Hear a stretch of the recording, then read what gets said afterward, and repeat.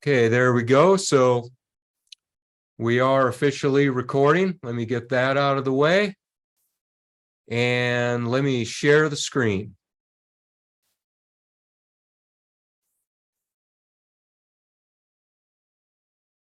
Okay, first, I want to give you a couple of announcements even before I give you the positive words for the day, because those are in the PowerPoint. So I want to do this first. Okay, so let's have a look at our current module, Module 4, and Native Peoples, Mexico and Manifest Destiny. Started that off last week on the 4th. We'll finish it up next Tuesday on the 18th. The Zoom link for today's lecture and to the end of the semester, that's there for you, okay? Some of you did ask about the Transcontinental Railroad and the Trail of Tears. So I added a couple of resources here. These are not required to read, but they are there for your use. So please do make use of them. So I have here the Transcontinental Railroad, a link to a page for the Library of Congress, and a couple of very good sources on the Trail of Tears, National Park Service, and blackpast.org. And the lectures from last week are posted. You can see and hear those on YouTube. And so today I'll mostly be talking about the second part of the Amy Greenberg chapter. However, I will give some voice to Indigenous voices, Tecumseh especially. I should have assigned this reading for April 13th a little bit earlier, but not to worry about that. That shouldn't be a major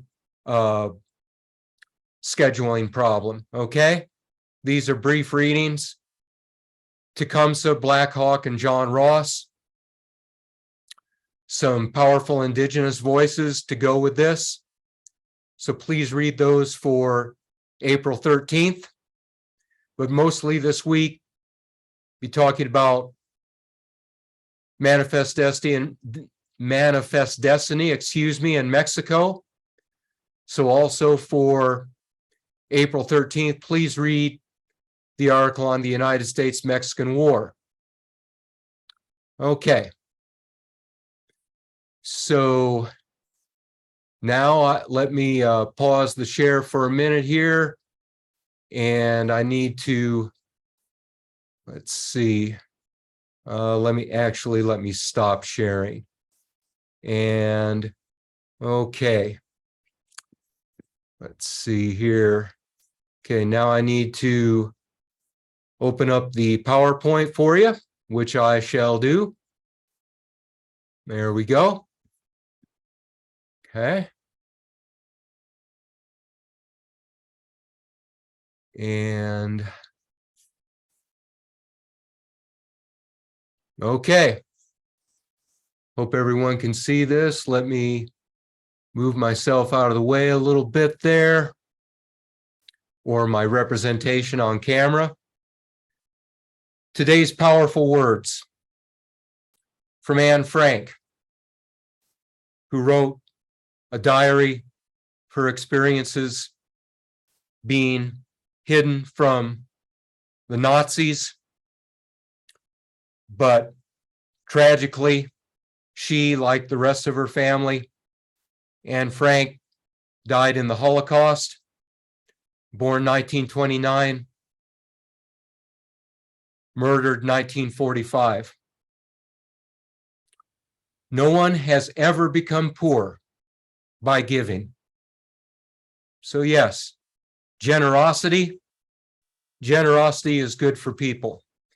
It's good for the people who receive the generosity, and it's good for the giver too. No doubt about it. All right, so we'll go to the next slide.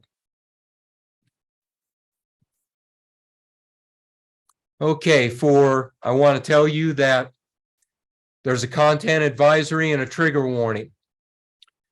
The lecture for today deals with disturbing topics and includes language, profanity that may offend.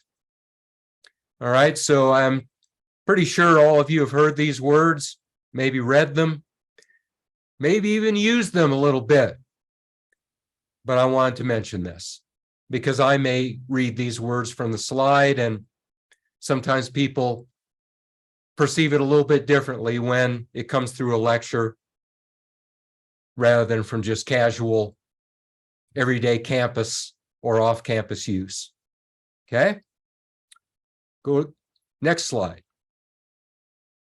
All right, so first part of the lecture, I'm going to do a little spotlight on Tecumseh, who provided one of the primary sources. So, an indigenous leader who opposed the theft of his people's lands and resisted that. Next slide. Well, actually, let me just cultural remembrances of Tecumseh and some misrepresentations. Okay, so we'll find that Tecumseh has been an indigenous leader who many people have been interested in the United States, whether or not they're indigenous, for many, many years. And in fact, he became well known and admired not long after his death. Next slide. Okay, so here's one representation by a European artist. Actually, this is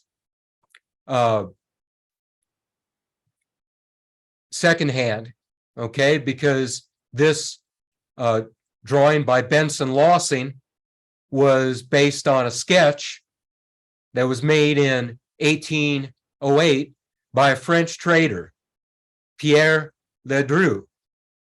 All right, so yeah, a drawing patterned after a sketch 40 years after the original. All right, so that's one version of Tecumseh. There's his birth and death years. He's a member of the Shawnee Nation. 1768 was born, died 1813, 5 years after this sketch was made. Next slide. All right, so a little background on Tecumseh. He was born on March the 9th, 1768, Pequot, Ohio, Shawnee Village. And according to historical accounts, his birth took place as a great meteor flashed and burned its way across the heavens. And it provided his name, the shooting star, or celestial panther lying in wait. It's quite beautiful, quite dramatic. We'll go to the next slide. All right, so here's a colorized version of the image we saw a couple slides ago. This is from a site, nationalparkservice.gov. Many, many great resources there and kept nicely up to date. And your tax dollars, your parents' tax dollars, your grandparents' tax dollars at work for the National Park Service. Not a huge amount of the tax dollar goes to the national parks, but some. Next slide. All right, so some more about Tecumseh. He gained fame as a warrior and as a public speaker. So one of the many people we focused on in this class was a distinguished orator like Frederick Douglass, like Sojourner Truth, so many others. And these skills that Tecumseh had, when combined with his conviction that white people would never rest until all American Indians were dispossessed, he gained great power and influence because of that. We'll go to the next slide. Here's another image. This was made about 1818, black and white. So more of an action scene. You have two leading historical figures. About in the center there, sort of the center left, Tecumseh. And to the right, William Henry Harrison. Later became a U.S. president. At this time was a military leader, a general. So two leaders of the time squaring off. We'll go to the next slide. Let me introduce this concept of the noble savage. Now, I believe we're all familiar with the practice of applying the term savage to people who, for various reasons, are defined or have been defined as not civilized or barbaric. The bloodthirsty savage was a negative stereotype of the savage. There was also what was intended to be a positive stereotype, the noble savage. So European Romanticism began to observe and look upon native peoples and came up with the noble savage, an idealized concept of uncivilized man, and it was usually applied to men. Okay, so a very gendered image.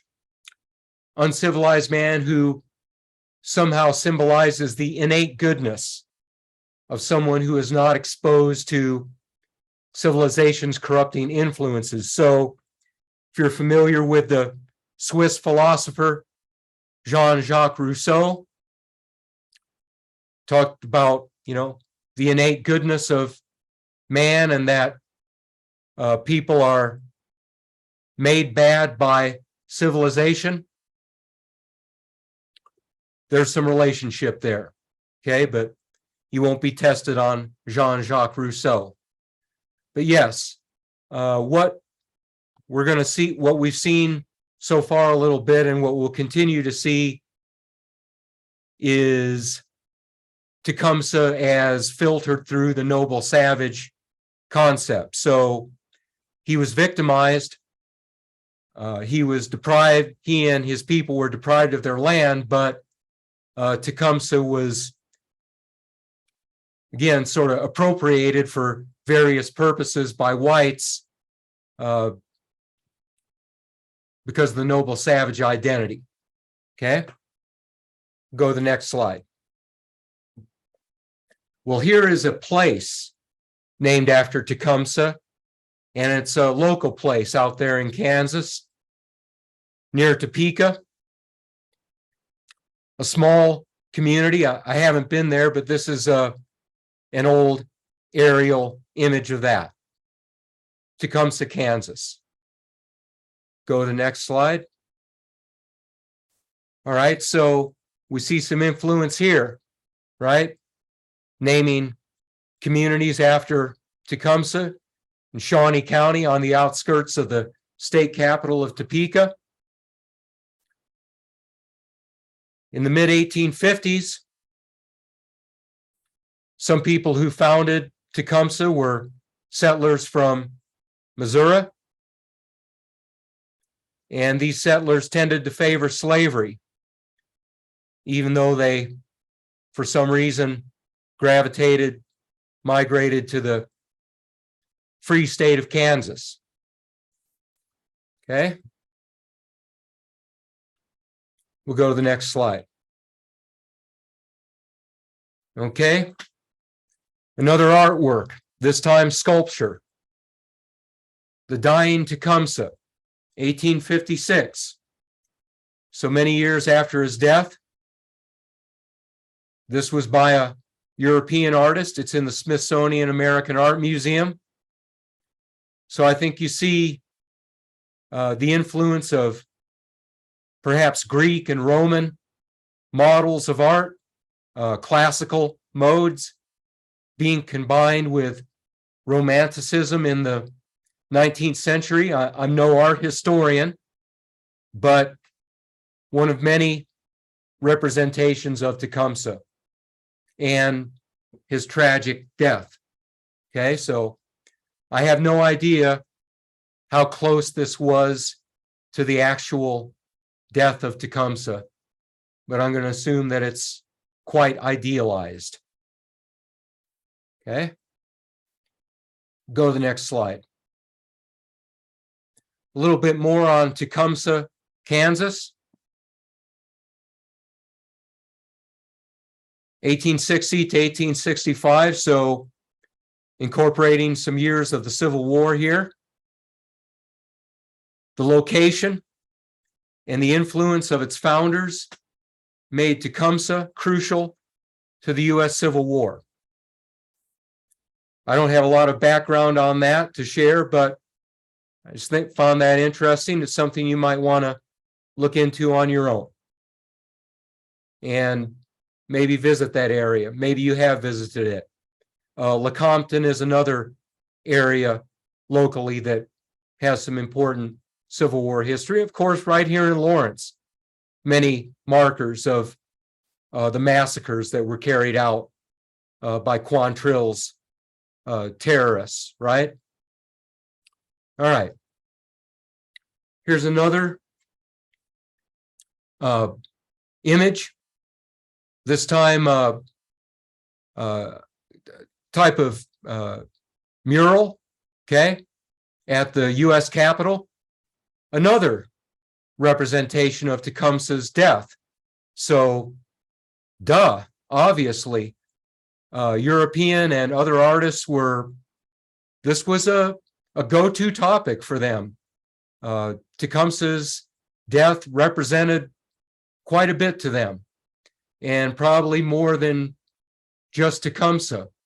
Okay, this is what by Filippo Costagini. I hope I pronounced that correctly. An Italian artist, 1889. So throughout that century, people were interested in Tecumseh, and for various reasons liked creating these images and observing these images. We'll go to the next slide. Okay, more Civil War connections. The Union General, William Tecumseh Sherman, someone who was uncompromising in his methods of battle. Okay, so his middle name, Tecumseh, born 1820, died 1891. Quotation about General Sherman: he led brutal campaigns against Native Americans in the West. As with the Southerners, Sherman destroyed the Indians' will to fight by not only killing their soldiers, but by taking the resources, eliminating the resources they needed to survive. While Sherman did believe that Native Americans stood in the way of progress and would probably need to be exterminated, he also spoke out forcefully against corrupt government agents who dealt unfairly with Indians on reservations. This is from a website, Public Broadcasting Service. Okay, so a mixed record there. William Tecumseh Sherman. We'll go to the next slide.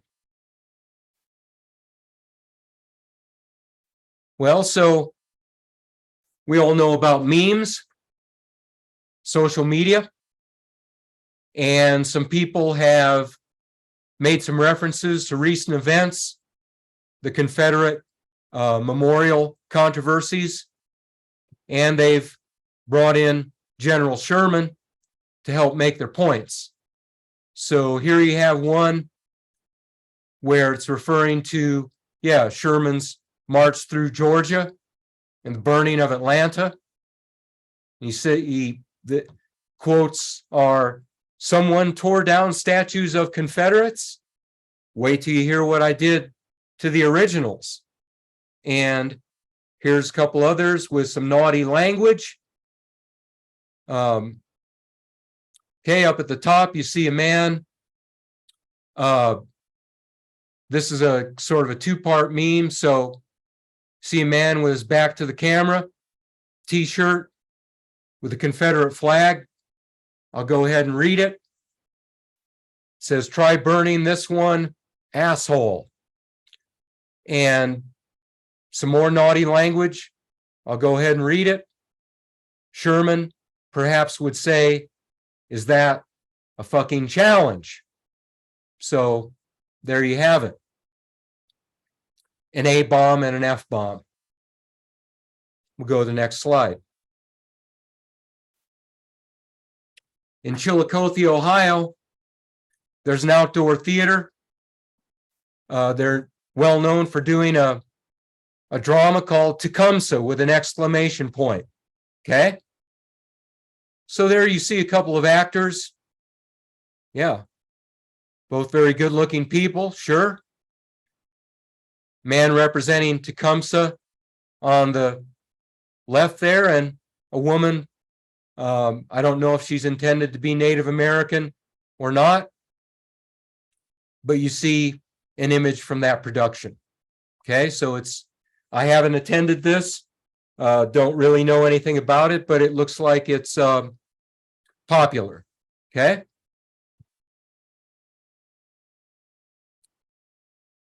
And more recently, material objects, cooling units, air conditioning systems. Yes, there is a company called Tecumseh, www.tecumseh.com. So there you have it.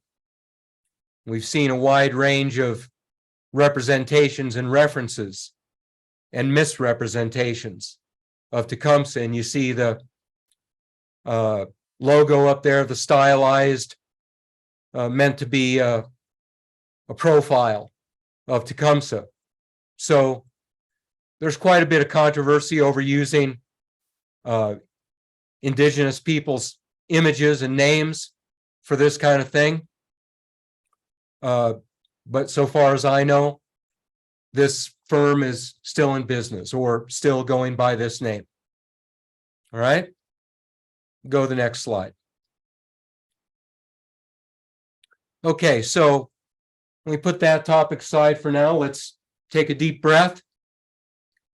And so shift gears somewhat, actually quite a bit, and talk about Mexico and Manifest Destiny. So I hope you're up on the reading, the second half of Amy Greenberg's article, in which she deals much more with Mexico and Manifest Destiny. Next slide. Okay, let me give you a little recap of last week, though. Covered the first part of the chapter, okay? So look primarily at Native peoples and Manifest Destiny. Talk some about the ideological origins of Manifest Destiny. This is covered in the chapter by Greenberg, as is territorial expansion in the early American Republic. Factors driving early expansionism. So yeah, can't emphasize too much the importance of knowing Amy Greenberg's article for this module. Expansionism in Indian people. Okay. Dealt with that. Okay. But again, this week is predominantly about Mexico and the Mexican War. Okay. All right. Let's have a look at this map. Every picture tells many stories. So here you have a map giving you a snapshot of a wide historical period, 1783 to 1853. On the right there, the United States was not very much of the land mass compared to what it became, right? So in 1783, you do see some significant expansion beyond the 13 original colonies, but there's still a lot that wasn't the United States. But soon that would change dramatically. 1803, talked about that some last week. Louisiana Purchase. So you have most of Kansas in there and some other states too, Missouri, Nebraska, etc. 1821, you have the purchase from Spain. Of course, remember that General Andrew Jackson was active down there. 1845, okay, so the pace is picking up big time. Some 40 years after the Louisiana Purchase, you have the annexation of Texas, very controversial. And, President U.S. Grant thought that was a terrible thing, wrote about that. The following year, 1846, the Oregon Country, including Washington, most of Idaho, some of present-day Montana and Wyoming. So the Oregon Country, the British claims were extinguished, as it says here in 1846. 1848, you have the Mexican Cession with a C, starting with a C, and that was 1848, following the war. And last but not least, the Gadsden Purchase for Mexico, small portion down there in the southwest, Arizona, some of present-day New Mexico, and that was 1853. So the country grew by leaps and bounds, and Greenberg's article is essential for understanding this. We'll go to the next slide. Okay, let me help you navigate pages 14 to 19, Greenberg. So the topic within the chapter, social transformations and the birth of aggressive expansionism. So when I say aggression, think war. I mean, there are obviously many military engagements with indigenous peoples, but aggressive expansionism in terms of the actual war with a foreign power, Mexico. That's coming up. Okay.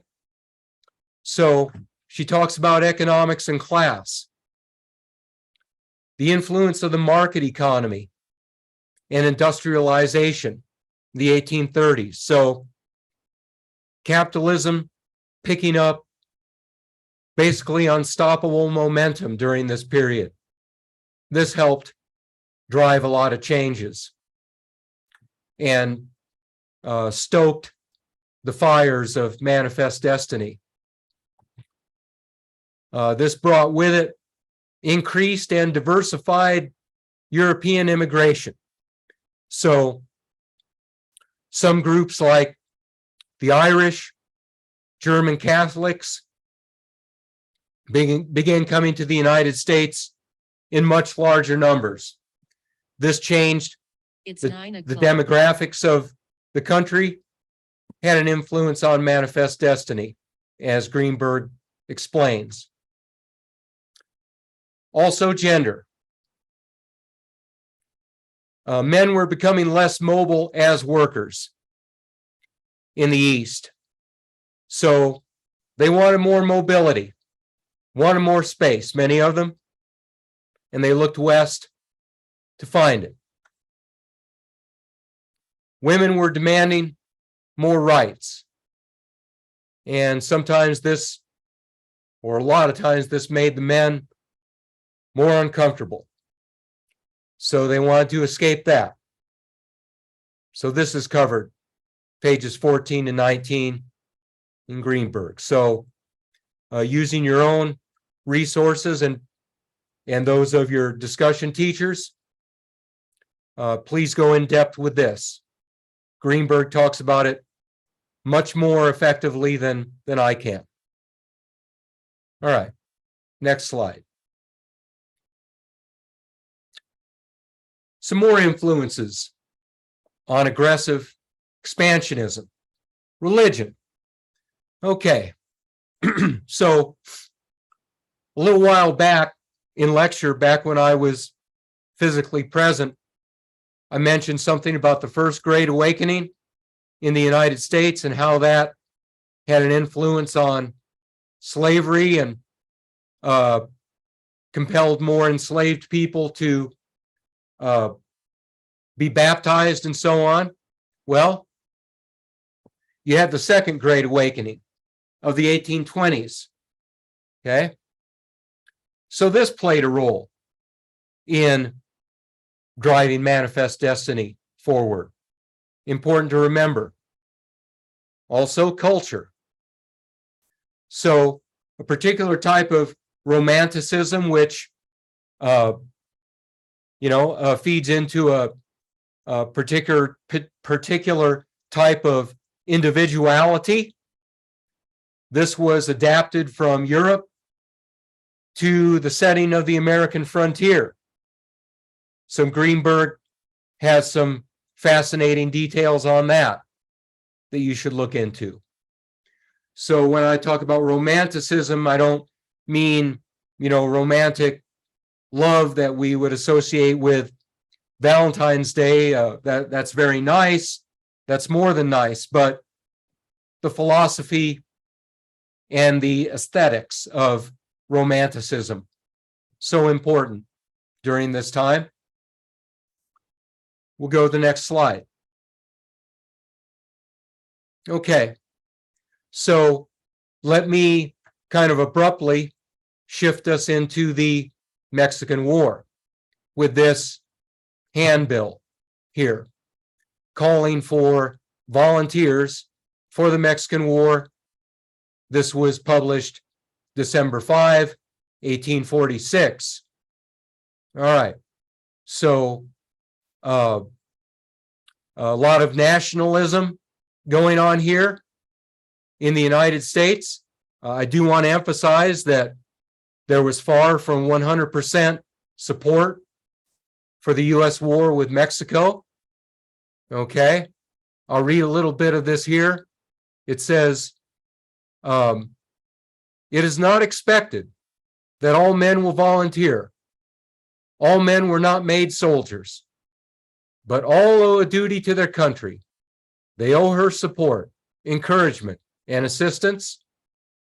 Let them yield these, but let those who are able gird on their armor and with a stout heart and a stalwart arm march to the battlefield, there to rival in deed of arms their only equals, their fellow countrymen. So, the call of duty, okay? There was no draft for this, but it was a training ground in some ways for future Civil War participants, such as Ulysses S. Grant. Okay? Even though he wrote later that he found the war and the annexation of Mexico very wrong. He did his duty as a soldier. Next slide. Okay. A few more things about the readings for this week. So please make sure you finish the Greenberg article. For Thursday, excellent piece on the U.S.-Mexican War by Richard Griswold del Castillo. A brief but really informative and useful article.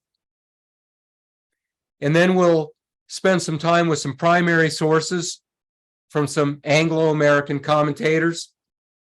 There's John O'Sullivan. He's credited with writing the first published appearance of the term Manifest Destiny. We'll also read the words of Lansford W. Hastings, and he wrote something called The Emigrant's Guide to Oregon and California. successful entrepreneur, had very negative views of Mexican people. And we'll read some of what President Grant wrote after he was in office, his views on the Mexican War. Right, here's an image of an artist's rendition of some Mexican soldiers during that war. Okay? So this is from a site, peacehistoryusfp.org. Okay, so nice and colorful there, some pageantry, some European influence, obviously. Okay, so from page 22 of the handout to the end, you'll learn a lot about manifest destiny in that chapter. Please pay a special attention to the sections on annexation and the war with Mexico. I'm going to give those a lot of attention in the next lecture. This part of the chapter is very important, sectionalism. Important to know what that is. And that put manifest destiny on hold for a while. And then the U.S. Civil War came along after the Mexican War. Manifest destiny was on hold, but manifest destiny came back after the U.S. Civil War. As it says here, pages 31 to 37 of Greenberg's article looks at the situation post-Civil War, and there was a national reevaluation and redemption of manifest destiny. We'll go to the next slide. Another image. This is more negative toward the Mexican country and people. So, and it's more gendered, I suppose you could say. But you have an image there in the middle, the heroes of Fort Brown. I don't know a lot of details there, but at the top there, this was put out in Boston and New York. Okay, so it's an account of the Mexican War by someone who was there. Okay, by a volunteer returned from the war. Okay, it doesn't give the person's name. And the title, I'll just read the title: Mexican Treacheries and Cruelties, Incidents and Sufferings of the Mexican War. Accounts of hardships endured, treacheries of the Mexicans, battles fought, and success of American arms. So a very one-sided and pro-American involvement in that war. We'll go to the next slide. Not easy to see all this. I probably will post it on Canvas, but it can be helpful to get sort of a quick visual take of the various battles and the geographic scope of the U.S.-Mexican War, which lasted 2 years, 1846 to 1848. So all the way up to Northern California. And you see that, Fort Leavenworth there, various battles, all the way down to Acapulco and Veracruz, so on. Okay. So, yeah, a transformative conflict that where the United States received more resistance from the Mexican army than it expected. We'll go to the next slide. All right. So that's it for today. Thank you all so much for watching and listening. Would you, I'll stop sharing and check and see if you have any questions.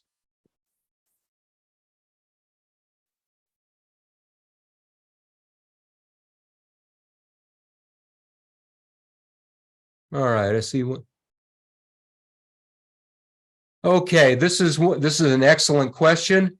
I will need to answer it a little bit later, but I will answer it. Thank you, Javier. Says the portion of Greenberg's chapter for today mentioned the term filibuster a few times.